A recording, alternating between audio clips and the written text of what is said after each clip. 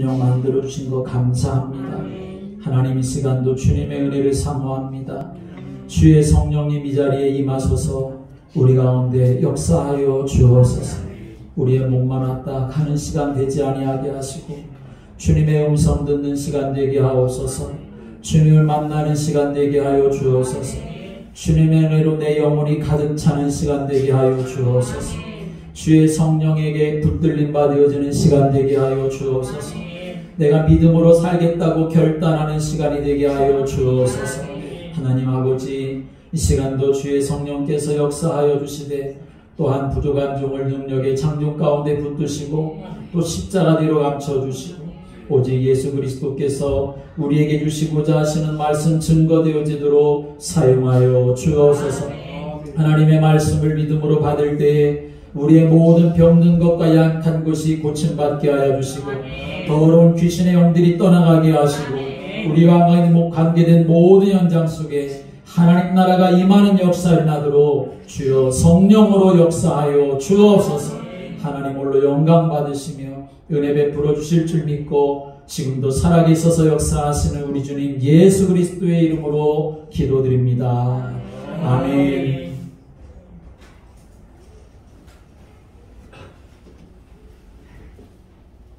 하나님은 하나님의 자녀가 하나님께 소망을 두고 믿음으로 살아가기를 원하시고 또 그런 믿음으로 살아가는 자를 하나님 마음껏 축복하시기를 기뻐하시는 줄 믿으시기 바랍니다. 오늘 시편의 기자도 그 마음속에 작정하기를 내 영혼, 내 마음, 내 생각, 내 눈 모두가 다 여호와 하나님께 소망을 두겠다, 그렇게 작정을 하고 있는 것이지요. 여러분 모두가 하나님에게 소망을 두는 그러한 믿음의 성도들 되시기를 주님의 이름으로 축복합니다. 우리가 살아가는 이 지구촌의 수많은 나라들은 서로 간에 이익을 위해서 연합을 이루어서 활동을 합니다. 그래서 이 세계에는 여러 많은 그런 국제 기구들, 단체들이 있지요. 그 대표적인 국제연합 단체 한 가지는 UN이라고 할 수가 있지요. 그리고 또 국가 간의 여러 가지 통계를 발표할 때 우리가 자주 매스컴에서 듣는 단체의 이름이 있는데 그 단체 이름은 OECD라고 하는 단체입니다. 이 OECD라고 하는 국제 단체는 2020년도를 기준으로 해보면 37개의 나라가 가입되어 있어서 정치라든지 경제 또는 문화, 사회 그런 전반적인 분야에서 협의와 협조를 이루어 나가고 있는 단체입니다. 그런데 우리가 매스컴을 통해서 이런 말을 자주 들을 때가 많습니다. OECD의 발표에 의하면 이라고 하는 그런 이야기를 뉴스를 통해서 들을 때가 많이 있지요. 사실 이 OECD는 전 세계의 통계청이라고 말할 수가 있습니다. 그래서 별별 통계를 다 수집해가지고 그 나라의 통계가 어떻다라고 하는 것을 발표하는 일들이 많습니다. 그 나라의 국민들은 하루에 몇 시간을 잔다, 또는 그 나라 사람들에게 있어서 교통사고는 얼마나 일어난다 라고 하는 별별 통계를 다 내가지고 이제 전 세계 나라들이 공유하게 하지요. 그런데 세계의 주요 국가들이 가입되어 있는 이 국제기구에 우리나라가 그 통계 중에서 상위권을 차지하는 여러 가지 통계들이 있습니다. 많은 나라들 가운데서 우리나라가 거의 1등을 하는 그러한 통계들이 여러 가지가 있는데 그것들은 조금 좀 우울하지만 안타까운 그런 통계들입니다. 국민소득에 비해서 부동산과 주택의 거품이 너무 많은 것이 우리나라가 세계 1위를 차지합니다. 또 빚을 많이 지고 있는 것이 또 우리나라가 상위권을 차지합니다. 또 결혼하면 자식들을 낳아야 되는데 자식들을 낳지 않는 저출산율이 또 세계에서 상위권을 차지합니다. 점점 노인 인구가 참 많은데, 그런데 노인들의 빈곤율이 또 세계 1위를 차지합니다. 그리고 더 안타까운 것은 자살률이 세계 1위를 차지하고 있다는 것이요. 2019년 한 해 동안 우리나라에서 13,799명이 스스로 목숨을 끊었다고 합니다. 하루에 몇 명씩 죽느냐? 37.8명 정도가 그렇게 자살을 한다는 것이요. 어느 정도인지 여러분이 실감이 잘 안 나실 수가 있는데 이렇게 생각해 보시면 됩니다. 우리가 살고 있는 강화의 인구가 2021년 2월을 기준으로 69,236명이라고 합니다. 그런데 그 중에 3분의 1 정도가 강화읍에 살고 있습니다. 강화읍의 인구는 22,711명인데, 그런데 강화읍에 60% 정도 되는 사람들이 매년 자살을 하고 있다라고 이렇게 생각을 해보시면 됩니다. 그렇게 많은 사람들이 우리나라에서 해마다 자살을 하고 있다는 것이요. 그래서 전 세계적으로 9월 10일 날을 세계 자살 예방의 날로 그렇게 정해가지고 교육을 하고 홍보를 하고 예방을 하려고 노력을 하고 있습니다. 참 안타까운 일이지요. 그런데 여러분, 왜 이렇게 사람들이 스스로 목숨을 끊고 자살을 하는 걸까요? 여러 가지 이유가 있기 때문에 단순하게 그렇게 쉽게 대답할 문제는 아니지만, 그러나 성경은 그 배후에 대한 답을 분명하게 말씀하고 있습니다. 그것은 바로 사탄의 역사이고 전략이라는 것이지요. 사단은 처음부터 살인자이고 거짓말쟁이고 거짓의 아비라고 예수님이 말씀하셨습니다. 흑암과 혼돈과 공허로 인생을 내몰아서 무너지게 하는 존재가 바로 사탄이라는 것입니다. 성경을 보면 사탄이 인생을 무너뜨리기 위해서 사용하는 전략들이 몇 가지 있습니다. 그 중에 첫 번째 전략은 아담과 하와에게 그랬듯이 눈에 보이지 않게 속여서 인생을 무너뜨리려고 하는 것입니다. 도대체 이게 왜 이런지 알지도 못하면서 망하게 만든다는 것이요. 또 두 번째 전략은 노아 시대처럼, 바벨타 시대처럼 세상을 굉장히 발전시키고 세상의 모든 것이 다 있는 것처럼 그렇게 속여서 하나님을 모르게 만들어서 인생을 망하게 합니다. 세 번째 전략은 이스라엘 백성들이 멸망받은 그런 기록을 보면 알 수가 있듯이 하나님 주신 복음이 있는데 그 복음을 알지 못하도록, 그 복음을 듣지 못하도록, 하나님이 주셨음에도 불구하고 그것을 정확하게 굳건하게 붙잡지 못하도록 만들어서 우리 인생을 망하게 하고 실패시키는 것입니다. 이런 사단의 역사는, 어둠의 역사는 사람의 힘으로, 세상의 능력으로 이길 수가 없습니다. 그래서 하나님이 이 문제를 해결하시기 위해서 창세기 3장 15절에 메시아를 약속해 주셨습니다. 여자의 후손을 약속해 주셨습니다. 그리고 그 약속대로 우리 인생의 이 영적인 문제 해결해 주시기 위해서 마태복음 1장 18절부터 23절의 말씀처럼 메시아가 오셨는데 그 이름이 바로 그리스도인 것입니다. 그 그리스도인을 누가 하셨느냐? 바로 예수님이 하신 것입니다. 그래서 예수님은 그리스도시다, 예수 그리스도라고 우리가 그렇게 말하는 것이지요. 그리스도라는 말에는 예수님이 세 가지의 직무를 행하셨다라고 하는 의미를 담고 있는 말입니다.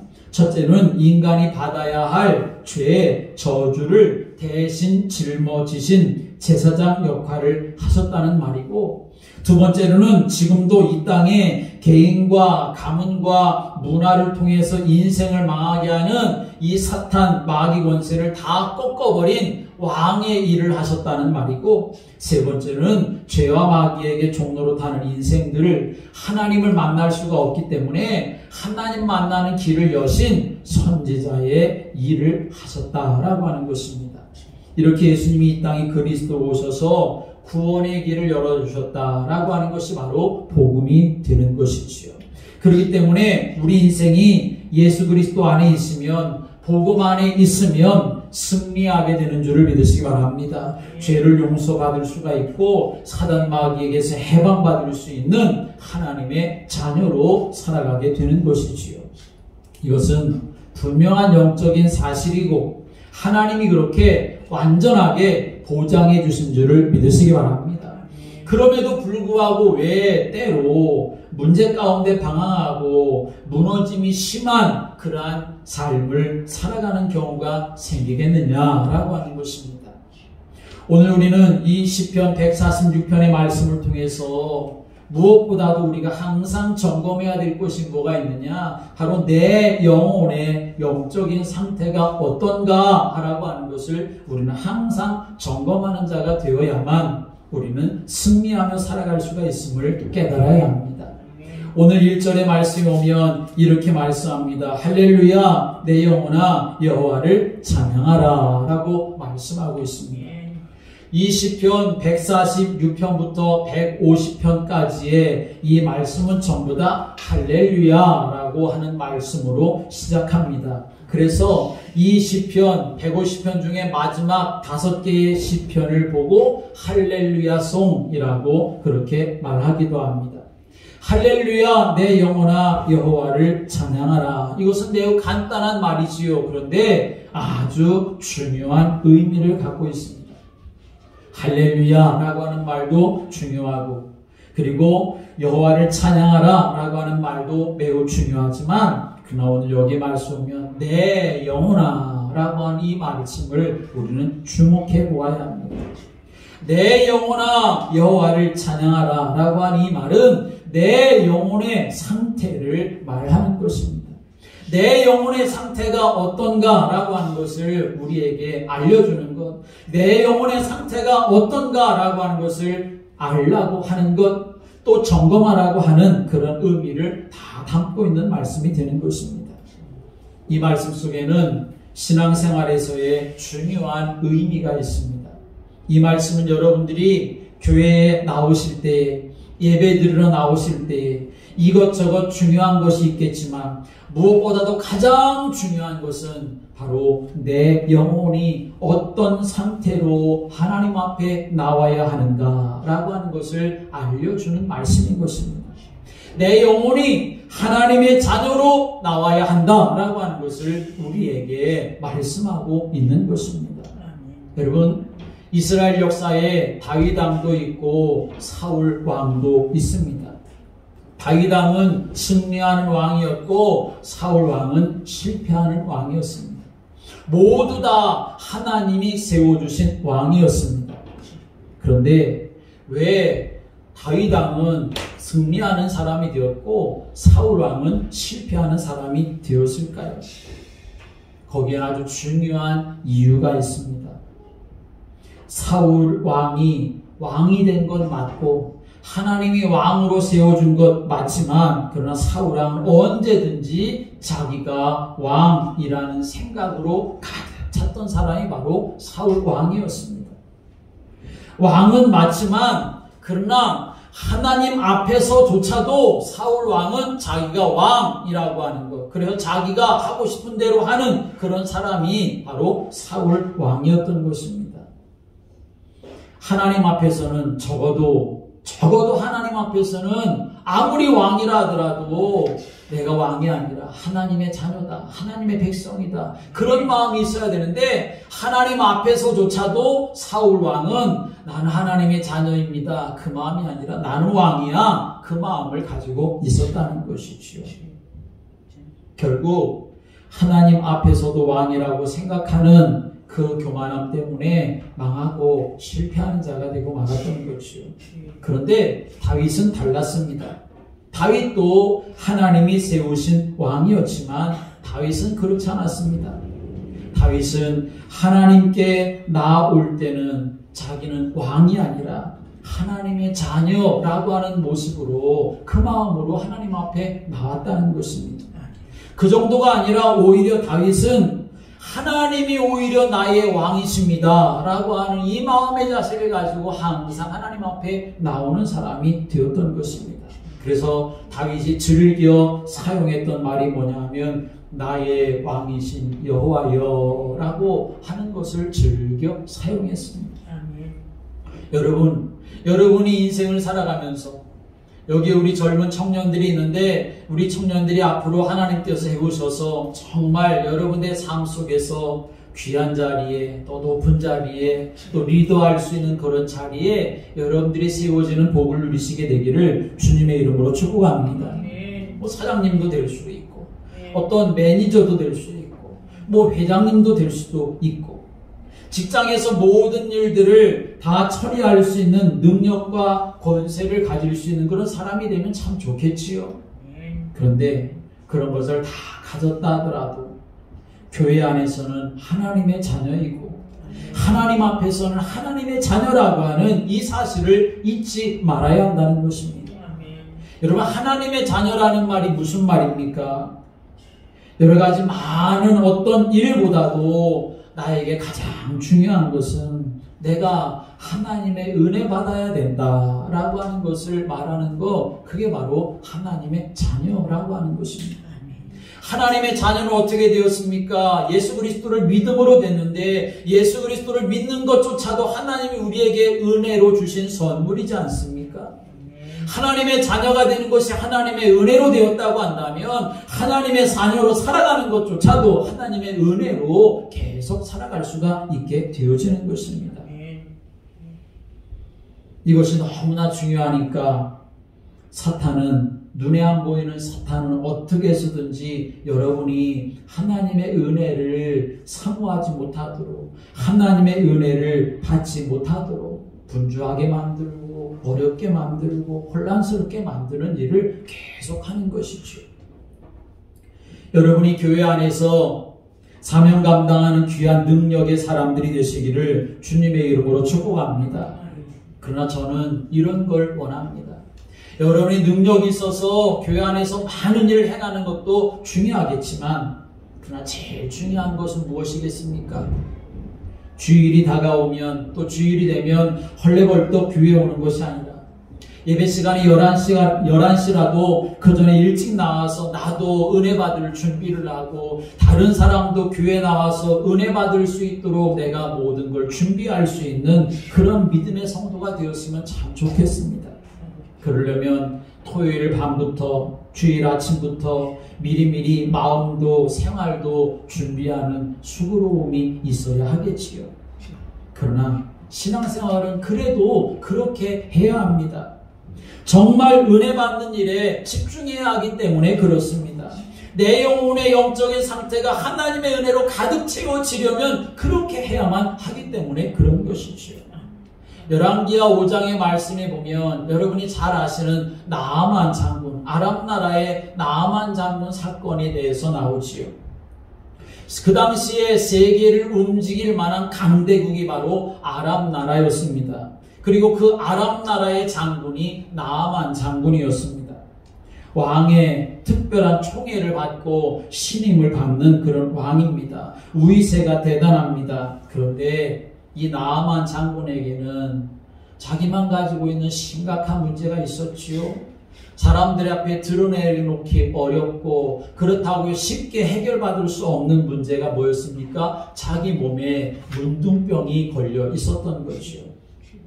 자기 가족들 외에는 아무도 모릅니다. 굉장히 화려한 군복으로 그렇게 문둥병에 걸린 자기의 몸을 감추고 살았겠지요. 그러나 사실은 점점 몸이 문드러지고 죽어가고 있는 것이었지요. 아무에게도 쉽게 말할 수가 없고 어디서도 이 문제에 대한 답을 쉽게 찾을 수가 없었습니다. 그런데 그 집에 이스라엘에서 잡혀온 소녀 한 명이 있게 되었지요.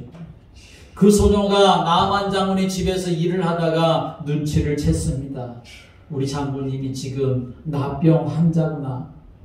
그런데 이 소녀는 답을 가지고 있었습니다. 우리나라에 엘리사 선지자가 계신데 저 엘리사 선지자에게 찾아가면 이 나아만 장군은 분명히 나을 것이라고 하는 답을 이 소녀는 가지고 있었습니다. 그래서 간단하게 말했습니다. 이스라엘 나라에 가면 엘리사 선지자가 계시는데 그 엘리사 선지자에게 찾아가시면 당신은 나을 것입니다.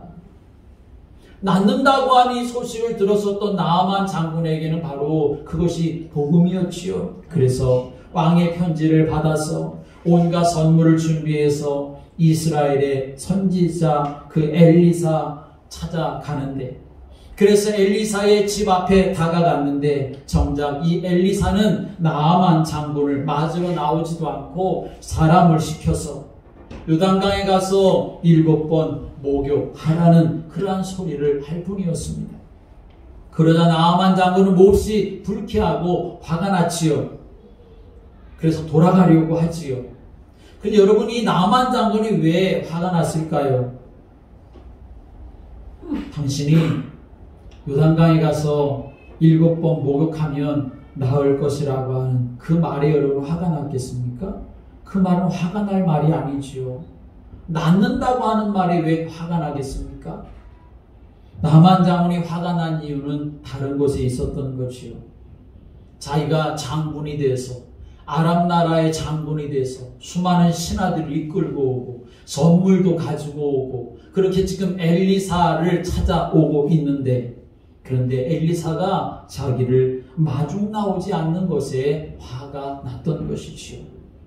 이 말은 나아만 장군의 마음속에 감히 내가 누군데 네가 뭔데 나를 마중 나오지도 않고 인사도 하지 않느냐라고 하는 이 마음이 이 나아만 장군의 마음을 상하게 했던 것이고 돌아가려고 하게 했던 것이죠. 근데 여러분 생각해 보십시오. 지금 나아만 장군은 엘리사 선지자 앞에 화려한 군복을 입고 많은 신하들을 거느리고 많은 선물을 가지고 왔지만, 그러나 지금 장군의 신분으로 온 것이 아니라는 것입니다. 장군의 신분으로 온 것이 아니라 환자의 신분으로 온 것이지요. 저 엘리사 선자를 만나서 엘리사 선자로부터 기도를 받든지 말씀을 받든지 축복을 받든지 그 은혜를 사모해야 할 신분으로 지금 나아만 장군은 엘리사 앞에 온 것이지요. 그런데 자신의 그 상태, 자신의 신분, 그걸 제대로 모르니까 오히려 치료받지 못할 위기에 빠지고 말았던 것입니다. 물론 나아만 장군의 그 부하가 설득해서 결국에는 요단강에서 7번 목욕하고 깨끗하게 낫기는 했지만, 그런데 여러분 또 생각해 보십시오. 목욕을 하려면 여러분 어떻게 해야 합니까? 제일 먼저 해야 할 일이 있지요. 목욕할 때 군복을 입고 할 수가 있겠습니까? 아무리 화려한 군복, 계급장이 달린 그러한 군복, 아무리 화살과 칼이 뚫을 수 없는 그런 아주 단단한 그런 갑옷이라 하더라도 다 벗어야만 목욕을 할 수가 있는 것이지요. 그것도 몇 번 하라고 합니까? 7번 하라고 했습니다. 지금 나아만 장군은 장군이지만 문둥병 환자입니다. 사람들에게 자신의 모습을 보이고 싶었을까요? 감추고 싶었을 겁니다. 그러려면 저 요단강에 들어가서 목욕을 하는데 잠깐만 아주 빨리 그렇게 사람들에게 자신의 그 문둥병 걸린 거 보이지 않도록 하기 위해서 그냥 딱 한 번만 그렇게 하고 싶어 마음이 간절했을 것입니다. 그런데 2번도 아니고 7번 들어갔다 나왔다 하면서 목욕을 하라고 했던 거지요. 여러분, 이게 다 무슨 의미겠습니까? 무슨 뜻이겠습니까? 아무도 모르는 부끄러움이 있지만 다른 사람에게 내보이고 싶지 않은 그런 부끄러움이 있지만, 연약함이 있지만, 그러나 하나님 앞에 다 내려놓으라 라고 하는 말이 되는 것이지요. 네가 군복 입고 하나님께 오지 말고, 계급당 다 떼어놓고, 사회적인 신분 다 내려놓고, 세상적인 배경 다 내려놓고, 하나님 앞에 은혜 받을 마음만 가지고 오라 라고 하는 말씀이 되는 것입니다. 하나님 앞에 은혜 받을 신분으로 오라 라고 하는 것입니다. 여러분이 오늘도 하나님 앞에 나와 예배 드릴 때 여러분 어떤 마음을 가지고 하나님 앞에 나오셨습니까? 이 시간이라도 하나님, 나는 하나님의 은혜가 없으면 안 됩니다. 나에게는 하나님의 은혜만 있어야 합니다 라고 하는 그 믿음, 그 고백을 하나님 앞에 드릴 수 있는 성도들 되시기를 주님의 이름으로 축복합니다. 나의 신분을 알아야 합니다. 나의 영적인 상태를 우리가 알아야 합니다. 하나님 나를 부르셨으니 내가 은혜 받을 사람으로 나를 부르셨다고 하는 믿음의 자세가 우리에게 있어야 하는 것입니다. 그런 사람이 하나님께 소망을 둘 수 있고, 하나님께 그런 사람이 소망을 둘 때에 하나님 그 소망의 응답을 허락해 주시는 줄을 믿으시기 바랍니다. 또 오늘 말씀해 보니까 우리의 소망과 우리의 눈을 어디에 두어야 되느냐, 여호와 하나님께 두어야 한다고 했는데 3절의 말씀 보면 이렇게 말씀합니다. 3절의 말씀 같이 읽어볼까요? 3절, 귀인들을 의지하지 말며 도울 힘이 없는 인생도 의지하지 말지니. 아멘. 5절의 말씀은 이렇게 말씀합니다. 야곱의 하나님을 자기의 도움으로 삼으며 여호와 자기 하나님에게 자기의 소망을 두는 자는 복이 있도다. 6절도 읽어볼까요? 여호와는 천지와 바다와 그 중에 만물을 지으시며 영원히 진실함을 지키시며. 아멘. 이 말씀들은 읽은 이 내용의 중요한 내용은 이런 것입니다. 우리가 사람이라고 하는 것은 의지해야 될 대상이 아니라 사랑하고 도와줘야 될 대상이다 라고 하는 것을 말하는 것입니다. 사람은 소망의 대상이 아니다 라고 하는 것입니다. 오히려 여호와 하나님께 소망을 두는 자가 복이 있다 라고 하는 것을 말하는 것이지요. 사랑하는 여러분, 여러분을 끝까지 무너뜨리려고 하는 흑암의 세력은 여러분이 어디에 소망 두었는가를 알고 그것을 공략합니다. 사단이라고 하는 존재는 우리가 소망을 두는 세상의 것은 무엇이든지 다 공격할 수가 있습니다. 그러나 무엇만은 공격할 수가 없습니까? 하나님만은 공격할 수가 없는 것입니다. 그러므로 여러분이 사단의 공격으로부터 승리하는 비결을 딱 붙잡아야 되는데, 그것은 무엇이냐? 나의 소망을 하나님께 두기만 하면 사단의 역사로부터도 승리하는 줄을 믿으시기 바랍니다. 우리의 눈, 우리의 마음, 생각 하나님께 두어야 한다는 것입니다. 그래서 7절부터의 말씀 보면 이렇게 말씀합니다. 7절부터 9절 말씀을 함께 읽어보겠습니다. 억눌린 사람들을 위해 정의로 심판하시며 줄인 자들에게 먹을 것을 주시는 이시로다. 여호와께서는 갇힌 자들에게 자유를 주시는도다. 여호와께서 맹인들의 눈을 여시며 여호와께서 비굴한 자들을 일으키시며 여호와께서 의인들을 사랑하시며 여호와께서 나그네들을 보호하시며 고아와 과부를 붙드시고 악인들의 길은 굳게 가시는도다. 아멘. 오늘 여기에 말씀에 보면 여호와께서 그렇게 말씀하십니다. 갇힌 자들, 맹인들, 비굴한 자들, 또 의인들, 나그네들, 고아와 과부 하나님 돌보시고 붙들어 주시고 해방시켜 주시고 세워주신다, 그렇게 말씀하지요.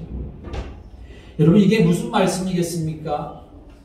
이 말씀을 조금 우리가 거꾸로 생각해 본다면, 하나님이 그러면 부자는 싫어하고 힘 있는 자 싫어하고 승리하는 자 싫어하고 눌린 자, 억압당하는 자만 좋아하신다는 말씀인가? 그 말씀이 아닙니다. 하나님은 이 세상에 누구든지 다 사랑하는 줄을 믿으시기 바랍니다. 그런데 오늘 여기서 하시는 중요한 말씀의 의미가 뭐냐? 하나님께서는 하나님의 은혜가 필요 없다고 하는 자에게는 하나님이 눈을 두시지 않는다라고 하는 것을 말씀하는 것입니다.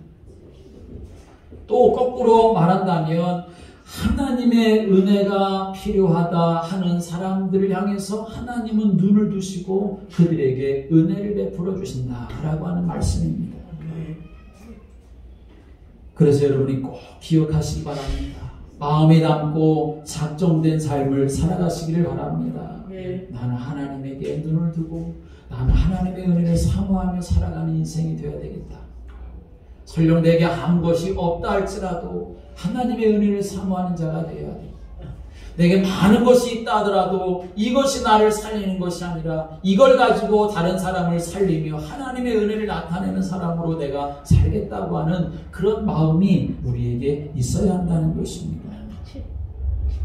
우리는 항상 하나님께만 소망을 두는 마음, 하나님의 은혜를 사모하는 눈, 그걸 가지고 하나님을 간절히 찾는 그런 기도 속에 여러분이 살아가시게 되기를 주님의 이름으로 축복합니다.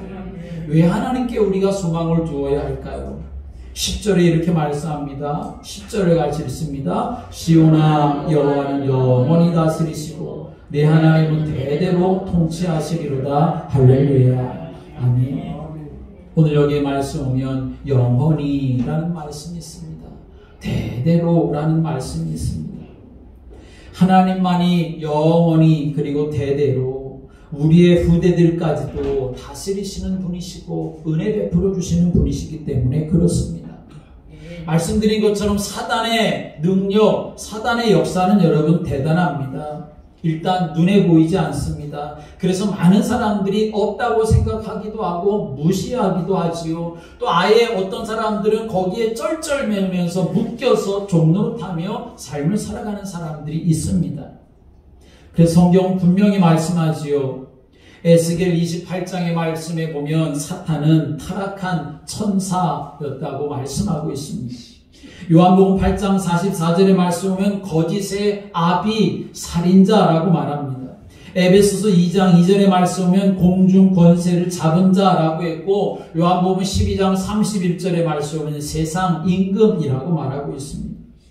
베드로전서 5장 8절의 말씀에 보면 불신자뿐만 아니라 하나님의 자녀들에게까지도 실패시키려고 배고파서 우는 사자처럼 삼킬 자를 두루다니며 그렇게 찾는 그 자가 바로 사탄이라고 말하고 있습니다.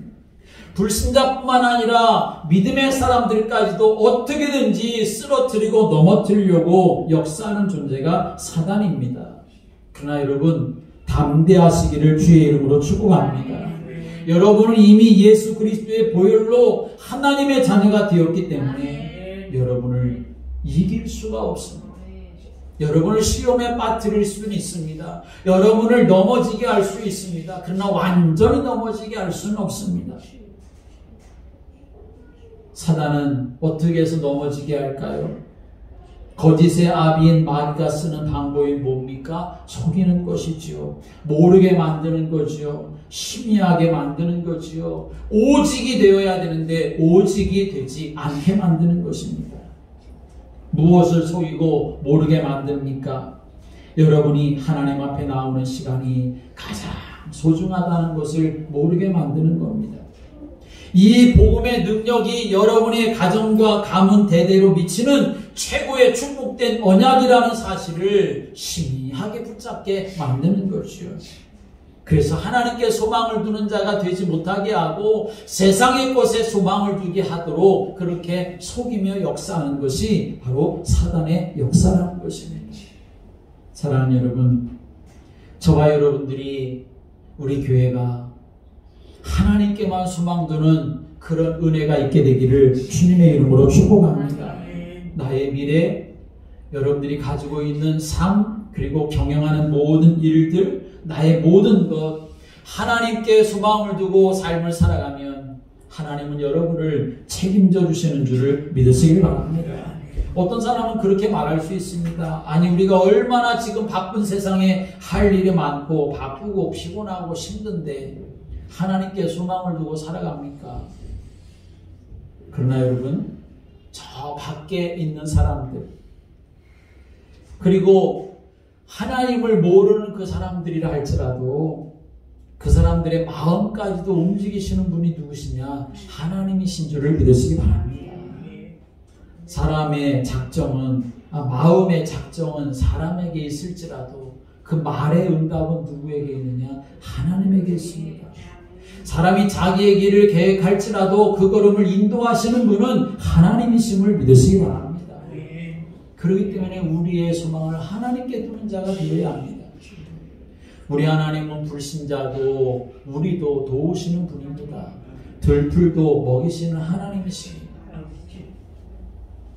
그렇다면 하나님이 가장 소중하게 여기시는 하나님의 자녀인 여러분들을 하나님은 어떻게 하실까요? 하나님은 여러분의 삶을 책임져 주시는 줄을 믿으시기 바랍니다. 여러분이 하나님께만 소망 두고 하나님만을 바라보고 하나님의 은혜를 사모하는 사람으로 살아가면 하나님 반드시 그 인생을 붙들어 주시며 인도하시고 축복하시는 줄을 믿으시기 바랍니다. 오늘도 예배드리며 여러분의 마음에 새로운 결단이 있으시길 바랍니다. 나는 하나님의 은혜로 살아갈 사람이다. 나는 하나님께만 소망을 두겠다고 마음에 작정을 해서 하나님 주신 은혜와 축복을 누리는 그런 믿음의 성도들 되시기를 주님의 이름으로 축복합니다. 기도드리겠습니다. 하나님, 우리를 하나님의 자녀 삼아주셔서 감사합니다. 그러나 우리가 세상 살아가면서 이런저런 일들로 인하여서 때로 염려하고 근심하는 때가 많습니다. 사단은 또 우리를 계속 쓰러뜨리고 넘어뜨리려고 시험하고 역사합니다. 주님, 우리의 마음과 생각을 지켜 주시옵소서. 우리의 눈을 들어 여호와 하나님을 바라보게 하여 주옵소서. 우리가 여호와 하나님께 소망을 두는 자가 되게 하여 주옵소서. 그래서 하나님, 믿음으로 소망 갖고 하나님 앞에 기도하며 은혜를 사모하며 나아갈 때마다 하나님이 채우시고 하나님이 인도하시고 하나님이 열어주시는 귀한 삶을 살아가는 저희들 되게 하시고 복음의 증인으로 살아가도록 우리를 통치하여 주옵소서. 예수 그리스도의 이름으로 기도드립니다. 아멘. 찬송가 217장 찬송 드리면서 내용을 배워드리겠습니다.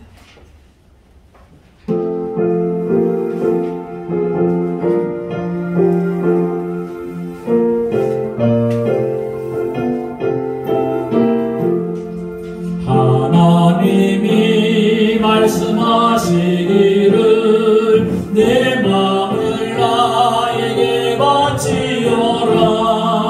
너 어디든지 날 섬기며 기쁘게 날 항상 의지하라.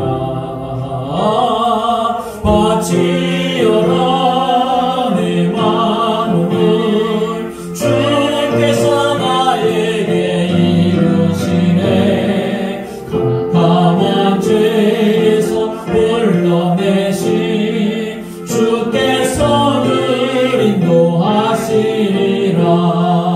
구주께서 말씀하시기를 내 마음을 나에게 다 바치고 사악한 죄에서 벗어나면 나 어찌 널 구원하겠느냐. 바치어라.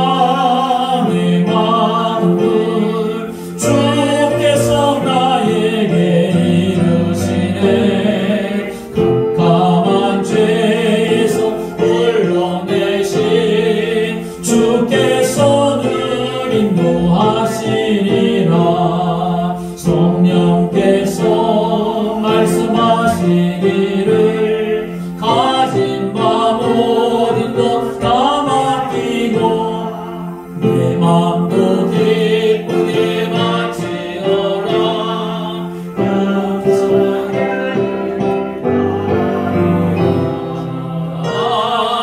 바치어라. 내 마음을 주께서 캄캄한 죄에서 불러내신 주께서 늘 인도하시라.